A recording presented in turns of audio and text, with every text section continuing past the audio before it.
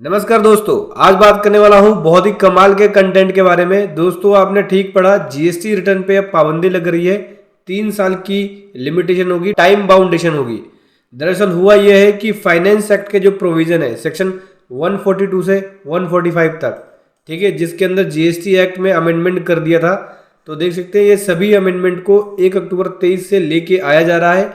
1 अक्टूबर 23 से GST return पे बाउंडेशन लग जाएगी, चाहे वो आपकी R1 हो, 3B हो, GSTR 9 हो, 9C हो या GSTR 8 हो। चलिए समझेंगे क्या रिस्ट्रिक्शन है, कैसे रिस्ट्रिक्शन है और किस प्रकार से आपको डील करना होगा इस तरह के रिस्ट्रिक्शन में।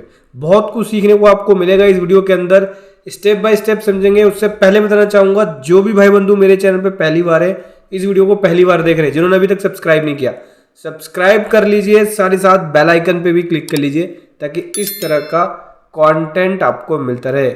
दोस्तों सेक्शन 37 सबसेक्शन 5 जो कि GSTR 1 से रिलेटेड है, इसको अमेंड कर दिया गया है। यहाँ पे ये बता दिया गया है कि रजिस्टर्ड पर्सन को अलाउ नहीं होगा ड्यू डेट से, जो ड्यू डेट होती है उस डेट के बाद से आफ्टर 3 ईयर, मतलब 3 साल का जो टाइम होगा, 3 साल का टाइम एक्सपायर होने के बाद वो रिटर्न फाइल कर सके। मतलब कि जो बिलेटेड रिटर्न होती हैं GSTR 1, अगर आप बिलेटेड फाइल करना चाहते हो, मान लो कि डेट आपने मिस कर दी है और बाद में आप फाइल करना चाहोगे 3 साल बाद, तो 3 साल बाद आप बिलेटेड GSTR 1 को फाइल नहीं कर पाओगे। एग्जाम्पल के लिए समझो कि GSTR 1 अगस्त 23 की, ठीक है, जिसकी ड्यू डेट होनी थी 20 सितंबर 23 में इसको फाइल करना था, तो आप इसे 20 सितंबर 26 के बाद फाइल नहीं कर पाओगे।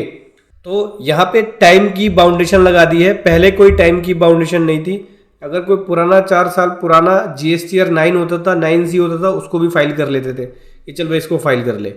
अब GSTR 9 हो, 9C हो, GSTR 1 हो, GSTR 3B हो, GSTR 8 हो, इन सभी के ऊपर टाइम बाउंडेशन लगा दी है। 3 साल के बाद आप इस की रिटर्न को, बिलेटेड रिटर्न को फाइल नहीं कर पाओगे। अब ऐसे में आपको क्या ध्यान रखना होगा, देखो एमनेस्टी स्कीम निकलती है, एमनेस्टी स्कीम में गवर्नमेंट छूट देती है कि भाई पिछले 3 साल के अपनी GST रिटर्नों को फाइल कर लो, 2 साल की रिटर्नों को फाइल कर लो। ऐसे में आपको ये ध्यान रखना है कि क्या मेरी रिटर्न 3 साल से ज़्यादा पुरानी तो नहीं हो गई है। अगर 3 साल से ज़्यादा पुरानी हो गई तो आप फाइल ही नहीं कर पाओगे। अब 9 और 9C के केस में क्या होता है, इसमें पेनल्टी भी हैवी लगती है।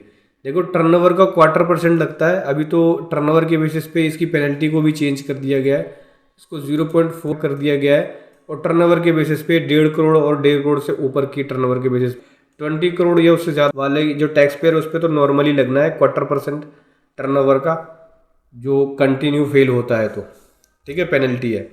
कभी कभार जर्नल पेनल्टी भी लग सकती है 9 और 9C पे। 9 पे तो लेट फीस लगती है, पेनल्टी अलग से लगा रहे हैं, टर्नओवर के ऊपर 0.4% ले रहे हैं, टर्नओवर के अकॉर्डिंग है, और लेट फीस अलग से लेते हैं। और 9C पे कोई स्पेशल पेनल्टी नहीं है, तो जनरल पेनल्टी लग सकती है जो 50,000 वाली है, सेक्शन 125 वाली। अभी ये समझो कि ये जो रिटर्न है, ये रिटर्न अगर टाइमली फाइल नहीं करी आपने और 3 साल से ज़्यादा का टाइम हो जाता है, तो 3 साल के बाद आप इन रिटर्नों को, चाहे वो GSTR 1 हो, GSTR 3B हो, GSTR 9 हो, GSTR 9C हो या GSTR 8 हो, इसको आप फाइल नहीं कर पाओगे। क्योंकि सेक्शन 37 सबसेक्शन 5 जो कि GSTR 1 के लिए है, सेक्शन 39 सबसेक्शन 11 जो कि GSTR 3B के लिए है, सेक्शन 44 सबसेक्शन 1 जो कि GSTR 9 और 9C के लिए है, सबसेक्शन 2 9C के लिए है। उसके बाद 52(15) जो कि GSTR 8 के लिए है, ठीक है। इन सभी की टाइम लिमिट के अंदर अमेंडमेंट कर दिया गया है और 3 साल के बाद आप belated return, belated GST return file नहीं कर पाओगे। इसका इफेक्ट 1 अक्टूबर 23 से शुरू हो जाएगा।